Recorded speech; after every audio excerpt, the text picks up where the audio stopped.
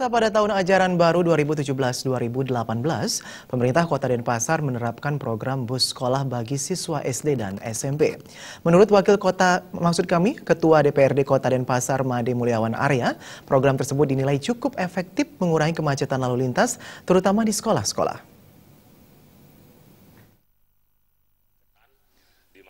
Wakil Ketua DPRD Kota Denpasar, Made Mulyawan Arya mengatakan selama ini Kota Denpasar selalu menghadapi permasalahan kemacetan lalu lintas. Kemacetan biasa terjadi di sekolah-sekolah yang berada di Jalan Kamboja Denpasar ketika jam masuk dan jam keluar sekolah. Kemacetan terjadi akibat siswa yang diantar dan jemput orang tua mereka. Orang tua siswa atau siswa yang membawa kendaraan kerap memparkir kendaraan di badan jalan akibat tidak tersedianya lahan parkir yang memadai. Dampaknya kendaraan yang terparkir menghalangi kendaraan lalu lalang dan menimbulkan kemacetan lalu lintas. Kemacetan selama ini memang tidak bisa dipungkiri telah menjadi pemandangan sehari-hari di Kota Denpasar sehingga muncul kesan masalah ini tidak mampu terpecahkan. Made Mulyawan Arya mengatakan program bus sekolah merupakan terobosan yang jitu dan tepat digulirkan oleh pemerintah Kota Denpasar. Program bus sekolah yang diterapkan pada tahun ajaran 2017-2018 dinilai cukup efektif mengurangi kemacetan lalu lintas di sekolah-sekolah di Denpasar.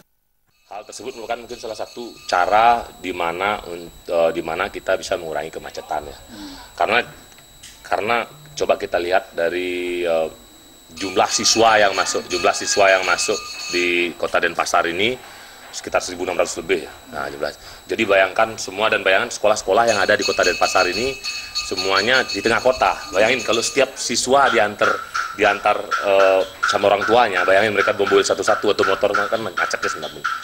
Jadi program tersebut yang dimana kalau nggak salah akan di-launching bulan Juli ya, tahun ajaran baru ini, memang efektif atau tidak tergantung dari kerjasama kita semua ya. Maksudnya bukan hanya pemerintah saja, tapi juga dari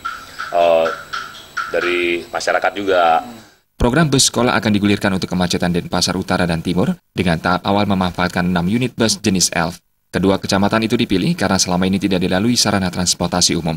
Apabila nantinya dalam pengoperasiannya telah mendapatkan respon positif, ke depan jumlah bus akan terus bertambah. Dengan jumlah siswa sekolah dasar dan sekolah menengah pertama mencapai ribuan orang, idealnya dibutuhkan sekitar 40 unit bus sekolah di Denpasar.